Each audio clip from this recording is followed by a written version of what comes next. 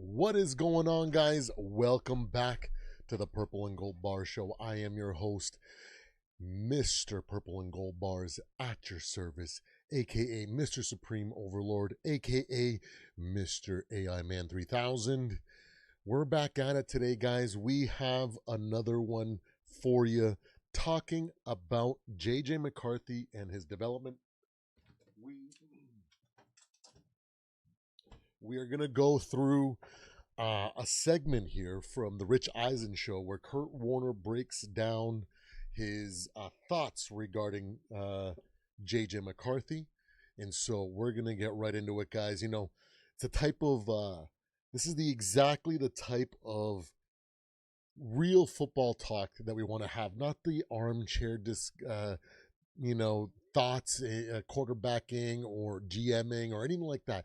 We don't want the layman's takes and views like we've been seeing Twitter be flooded by, and a bunch of different even mainstream media takes have been going on. So that's why we're going to see what Kurt Warner said about JJ struggles, the Vikings struggles, and everything in between here. So before we get started, let's get the intro going, ladies and gentlemen.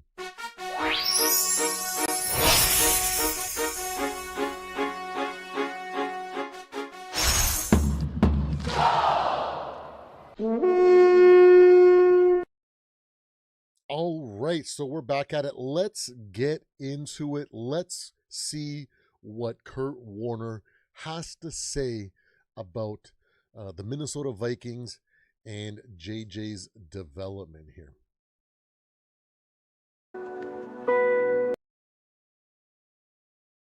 I did actually a breakdown. So it's on QB Confidential for people that want to go a little bit more in depth and kind of talking about some of the issues. I mentioned it when we had a little conversation on game day morning last week. And I think the first thing is that, sometimes you just come across what I call natural throwers, that it's just natural for them to pick up a football and sling it. Guys like Aaron Rodgers and Patrick Mahomes. And then there's other guys that aren't necessarily natural throwers, that they've worked at it, they're good at it, but they're not natural throwers. And I believe that's where it starts with JJ McCarthy. I don't believe he's a natural thrower, athletic type thrower. And so the first thing that you're seeing is a lot of inaccuracies when he throws the football. Coming out of Michigan, everything was a fastball and it was either hit or miss.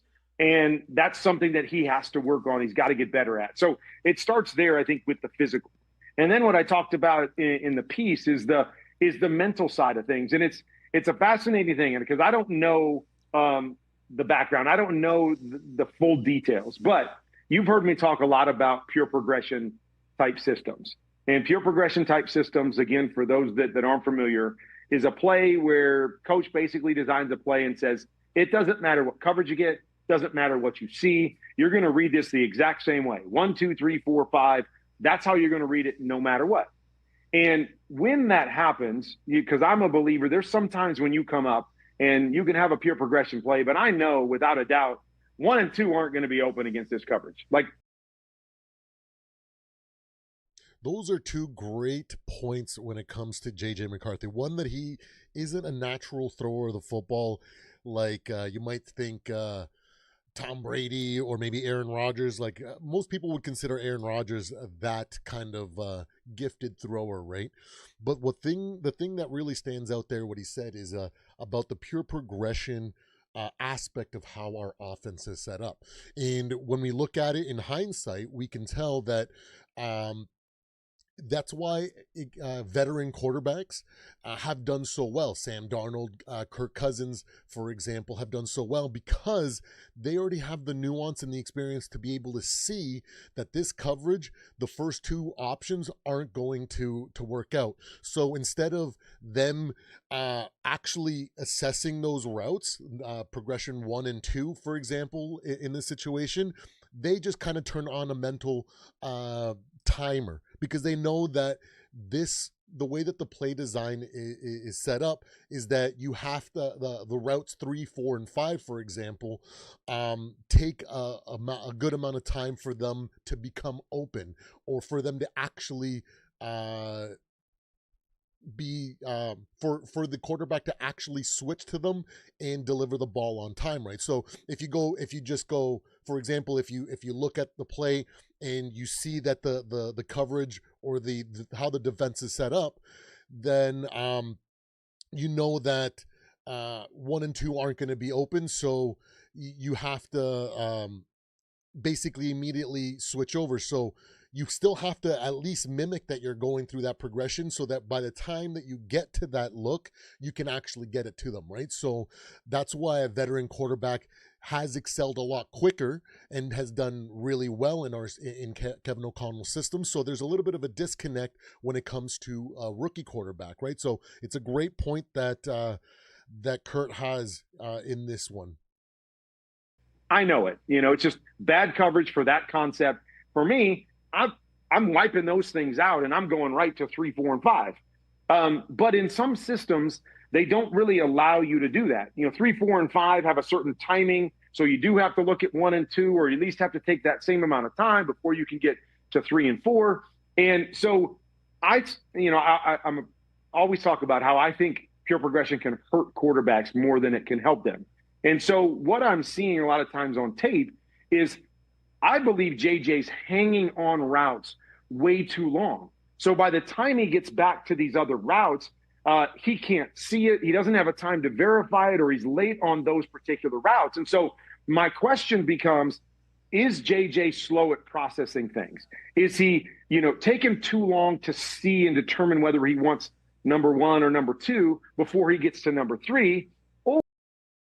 And then just kind of goes back to what I just said, where a veteran quarterback understands that really quick. And so therefore they just create that mental timer, and then they count down 5, 6, whatever timer that they set. So then they know that that's when they have to switch to the 3rd, 4th, and 5th progression on that read, right? And yeah, that's what we're seeing from JJ. And it's just a disconnect between KOC adapting quickly and adjusting the game plan, because this was supposed to be an ongoing 16 game plan, but that got shortened down to 14 games or whatever, or 12 games or whatever it is that he's actually going to be able to play. So that's where we're seeing both the offense and JJ not being on the right page, and it's just part of the developmental process. It would take a pure savant or expert at both the quarterback position and the coach to be able to adjust that in real time and not skip a beat. And that's just something that we're never going to see in the NFL. And if we do, it's going to be a long ways away. So we'll check it out. Or is the system dictating him to, you got to see 1, you got to see if 1 comes open, you got to hang here until it gets to the top of the route before you can move on to the next one? And is that causing him to go through things slowly? And so that, to me, is the big question I have with what's going on with Minnesota. Is it JJ? Is it the system? Is it a combination of both of them that's causing him to play slower than he needs to play? He has got to speed up the processing and get to places quicker. So, if he wants to take a little bit more time to throw the football and wants to be more accurate and wants to slow down his body or his arm, he has the ability to do that. But right now, that is the biggest issue that I'm seeing, is that the processing part of it, or at least getting to where he needs to be, is slow. Is it system related? Is it player related? That, to me, is a question that I'm going to continue to look forward to, as he continues to play throughout the season and in his career. But I think it's a valid point, because I see a number of systems built that way, where you can't really speed up your process because these other guys aren't quite ready in their route yet. And it causes a quarterback to play a little bit differently, play a little bit slower, and miss things that, personally, if I was building an offense, I'd say, hey, if you don't like this coverage, we're getting off of that. We're getting right back to this. I'm making it fast. I'm letting you play fast, get the ball out of your hands, and be able to play a little bit more successfully. So that, to me, in a nutshell, is what I'm looking at when I see the Vikings play. Well, is that why he's taken a lot of sacks, or is it because the offensive? Before we let Rich Eisen ask that question there, but I think that goes to show that why JJ succeeds more when we're in hurry up tempo, because those plays are different than when we go through the actual offense that KOC wants to create here in Minnesota. So that's why we see him succeed in those high tempo situations where, like, for example, at the end of the game against the Bears game, in the Bears game, where that final drive, because it was hurry up tempo, because they were more quick style play calling, that's why he succeeds. That's why in the Lions game, a lot of those the drives that he was successful in, especially at the beginning, were the scripted drives, or the ones that were designed in that way to kind of give JJ the best opportunity. But he still also needs to develop into the quarterback that KOC wants to be able to run this offense. So it just goes to show that it's more nuanced than that. And I think Kurt Warner makes a great point there. And let's see what Rich has to say. Line is just not as good as previous years, and they have been banged up. They just had all five of them together for the first time this time around. Unfortunately, it was against Micah and Green Bay. What about that part of this equation? Well, I mean, I would say it's still a combination. I mean, there's times where the offensive line struggled, especially this past week. But yeah, I mean, the longer you take to process information, like if you can get back there and read it and get the ball out on time, that's always going to help your offensive line. So yes, I do believe when he's hanging on something too long on one side, and then we're asking him to come all the way back to the other side of the field and try to verify what's going on coverage-wise back there before you can throw it, that all takes longer. And taking longer, obviously, is going to put more pressure on the guys up front. So I don't think it's one or the other. I think there's different times where you can point to the offensive line, and other times you can point to holding the football too long as well. And so, again, to me, this game is played so fast that you have to speed it up any way possible. And that's where pure progression, or that's where some young quarterbacks struggle. We saw Caleb Williams last year, talked about it so much that he held the ball too long. And he was the most sacked quarterback in the NFL last year because he didn't get through his process fast enough. That, to me, is where JJ is right now for one reason or another, and it has to get better. Hey, you made it all the way to the end. Thanks.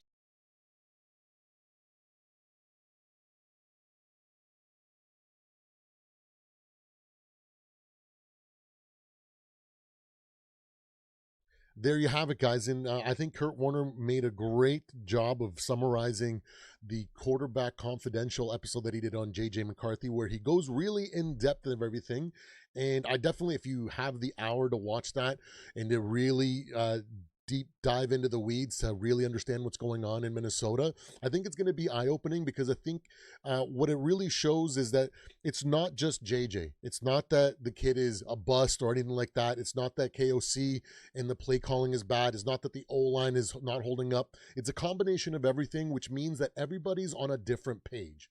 And when everybody's on a different page, we see such crazy dysfunction on the field, and that's why some of these games look as ugly as they are. And then we have games like the Lions game where not everything was on the same page, but close enough to where we get to see some of the potential future that we have here. Now, if we broke down the Lions game and how that went down, where there was a lot of good, there was a lot of bad, and at the very end it ended up being a great as well. It should have been what the Viking season was supposed to be entirely, had we not had any injuries, had we been able to go through these phases of development starting in September, not starting in November, where it's put a big disruption to the timeline and the game plan that was created in the offseason, right?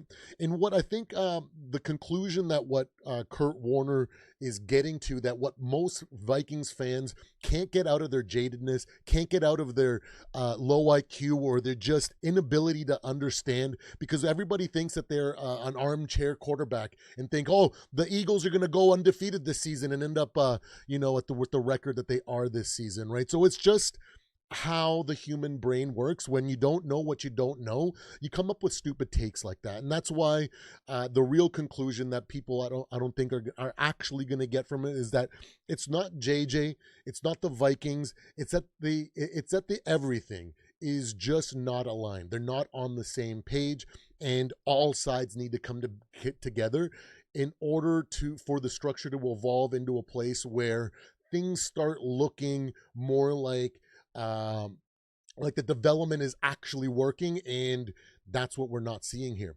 It's essentially what I've been preaching this entire time. There's a lot of blame to go around for everyone. KOC, JJ, the offensive line, our offensive weapons, and that they need to get on the same page, i.e. we need to give these guys time to let them figure it out. If this was happening, like I was saying, like it was supposed to happen in September, not November, they would have been refining the process this entire time. So by now, we would look a lot more competent and a lot more further down the line of development that we have. It seems like every week we see some good things, and it's like, oh, maybe this is the week where we're gonna take that next step and we're gonna look more and more polished. But instead, we keep seeing them. It's almost like it feels like they revert back to the first step, which actually is a symptom or leads to the fact that everybody's not on the same page. So as we keep going through the season, as everything happens, then we can kind of develop and further get on the same page. We might not even get to a point this season where every aspect of, whether that's play calling, coaching, JJ, offensive line, everything falls on the same page to where we look like we expected this team to look like this season. It probably won't happen this season. It might actually not happen until the off season, where they can actually step back and have the time to analyze everything and start putting things together, so that coming into next year, we actually start closer to where we should have ended the season, and start there, and then start continuing the progression of what this offense and this team definitely has the potential to be. Injuries have definitely derailed the timeline and process that was planned for this offseason, and they have to figure it out on the fly now, which, outside of a savant or a genius, that task is almost too much to handle. But I think the Vikings have done an okay job this season based on what has happened. Because if nothing went wrong and everything went the way it was supposed to, then we would have seen a good developmental arc, a learning curve start to develop, where we start seeing, okay, this was rough, we're starting to put things together, and then we're kind of regressing or going back a step, and then 2 steps forward, 1 step back sort of situation, all the way until the middle of the season, where we're like, okay, now we're starting to see some consistency. And then later in the season, it was like, whoa, this is what we expected to see. But because of what has happened, that's not been the case. But I am a firm believer that everything that has happened happens for a reason, and those learning experiences are going to be something that we're going to need further down the road, when in year 2, year 3, when things go wrong, and we can draw upon this season, the experiences that we learned this season as well as last season, in order to overcome a lot quickly, a lot more efficiently than what would be expected if we had never experienced these things in the past, right? Now, we have poor Max Brosmer getting thrown into the deep end, and he needs to get this valuable playing experience, because he desperately needs that, so that in upcoming years, when he needs to play, he is more prepared than if he had never gotten any playing time all season, because it just went perfectly, right? If everything went perfectly and Max didn't see any time on the field in the upcoming seasons, something's going to happen. JJ gets taken out for a half, a big hit, a concussion, something like that, and he's going to have to go in and play. And it might be a situation where we desperately need the win.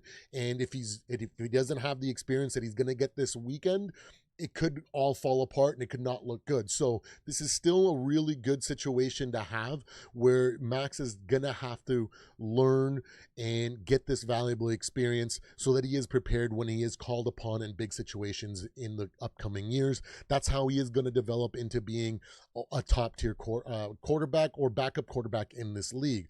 So I want the best for Max. I don't want him I hope he doesn't struggle as much as potentially he could, because he is an undrafted free agent rookie quarterback that is getting thrown into the spotlight here, and I also don't want him to suffer any injuries, and I hope that he's able to get valuable experience so that later down the road he is more than ready for when it actually counts, right?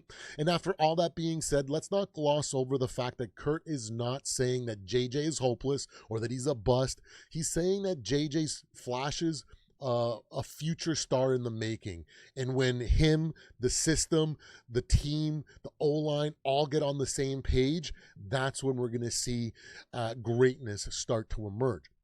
Now, I want to move on to a different part of the video, where I want to move on and talk about different levels or different types of learning styles according to the textbook. So like when we look at skill development or psychology textbooks and whatnot, what are the different levels of learning types and potentially where JJ falls in?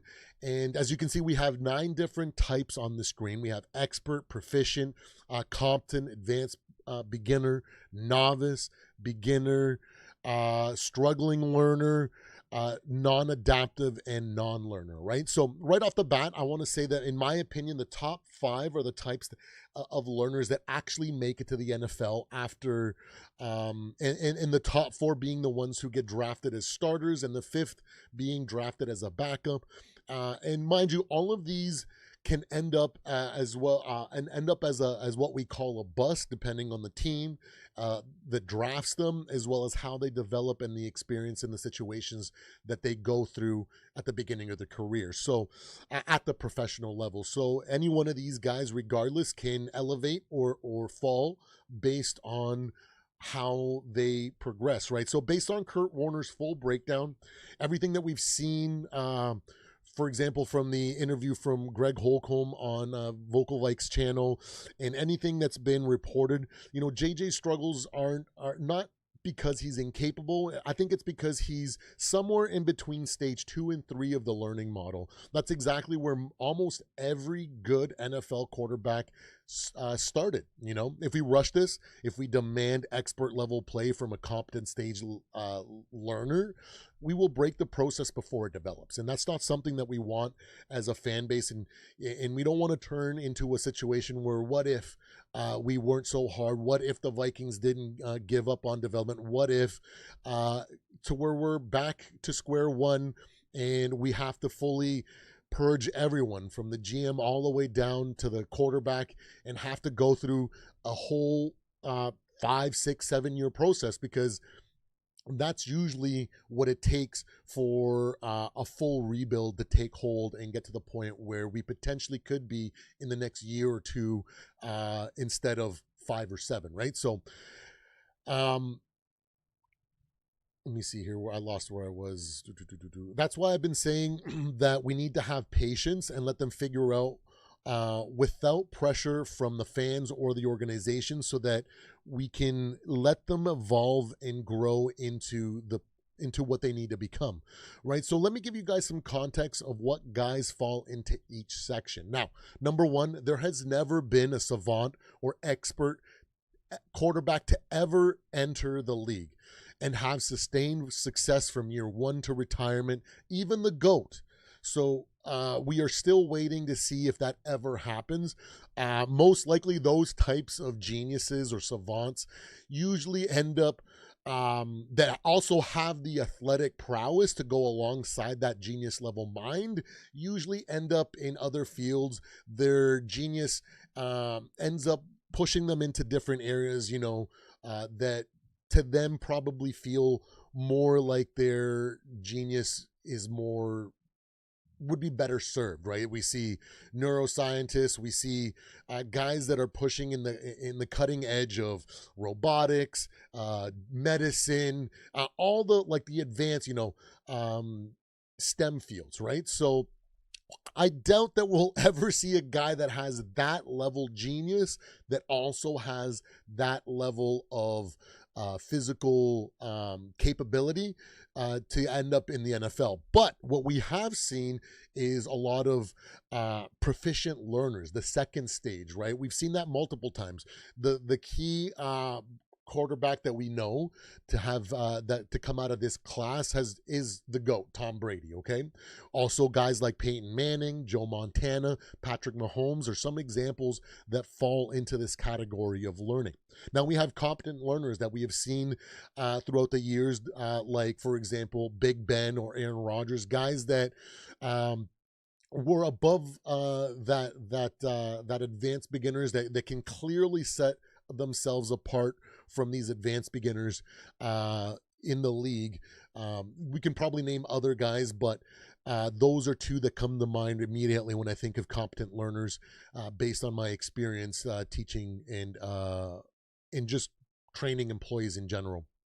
Advanced beginners are other guys that show a lot of struggle, and sometimes they or competent learners or advanced beginners are guys that show a lot of struggle and a lot of stuff at the beginning of their career, but end up turning into something great. So we're looking at guys like Steve Young, Troy Aikman, Drew Brees, Matt Ryan, Phillip Rivers. Guys like this are guys that struggle at a lot at certain times in their career, but eventually get to a point where they're more than competent, maybe advanced, more than average quarterback, maybe even borderline elite at times in their career.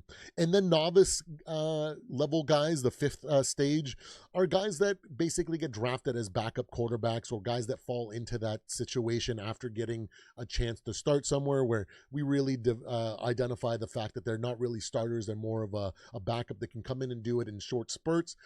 Guys like Josh McCown or Nick Foles, for example. So, I want to say fans act like there's some mythical Hall of Fame quarterback who entered the league perfect and stayed perfect. That guy's never existed. Marino struggled. Brady struggled. Mahomes struggled. Montana struggled. And JJ struggling doesn't disqualify him or even means that he's a bust. It actually qualifies him. It means that he's on the same human path that every great quarterback has walked before him. So we just have to have some patience, have to have some grace and some humility. I get there's a lot of jaded fans that are impatient and honestly too brain dead to kind of figure it out. So for those that kind of can figure it out, we got to, stick together and let our Vikings fans know that, hey, settle down, man. You're completely unrealistic. You don't have the ability to understand what's actually going on, and you're just going based on a couple sliver of things that make you think that you know more than you actually know, and what you don't know is actually what's getting the better of you to come up with these stupid takes that we see in the comment sections or even in this chat today, right? So let's show some grace, some patience to the kid, unlike Chris Carter did, because when things align on all fronts, I expect to see greatness emerge from our team, our young quarterback, and for things to come. So there you guys have it. I hope you guys enjoyed the live today, and let's have some hope. Don't forget, we are about to start December, so the December giveaway is going to happen. So everybody that leaves a comment and is subscribed to the channel in the month of December is going to be entered into a draw. We're going to do a live draw so you guys can see who wins. And once those, we'll do that in January, the first week of January, and we'll get some t-shirts out to everybody here that wins. So don't forget to hit that like and subscribe. We are on the road to 500 subscribers. So until the next live, I will see you guys then. Take care, guys.